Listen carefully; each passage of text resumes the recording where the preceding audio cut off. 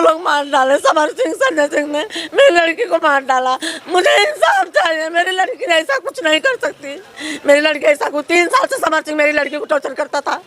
जी हाँ, नमस्कार, प्रणाम। आप सभी के बीच में एक बहुत बड़ा खबर बताने वाला हूँ, जो कि कल आपको बताया ही था कि जो कि आकांक्षा दुबे का मर्डर के बारे में, जो कि आत्महत्या करने के भी पीछे कुछ राज है। वो राज अब निकल के आ चुका है। जो कि वो आकांक्षा दुबे का माँ ने जो कि एफआईआर दर्ज की है, वो दो तीन आदमी को एफआईआर दर्ज कर चुकी है। लेकिन वो नाम जानने से पहले मेरे चैनल का सब्सक्राइब अवश्य करना भूलिएगा, ताकि जो भी और वीडियो का नोटिफिकेशन हो आप तक पहुँच पाते रहेंगे। तो सबसे पहले बता दें, जो कि समर सिंह फर्स्ट में उसी का नाम है, जो कि आकांक्षा दुबे का बॉयफ्रेंड था। जो कि समर सिंह वो मैं नहीं करा था, जो कि उसके घर वाले भी करा था। जैसे कि वो आकांक्षा दुबे पर कुछ पैसों का दबाव था, जो कि समर सिंह उसका हत्या कर चुका है, और संजय सिंह दोनों मिलकर, क्योंकि मैं नहीं, उसके माँ खुद हम कराई है, जो कि इस वीडियो में देख सकते हैं।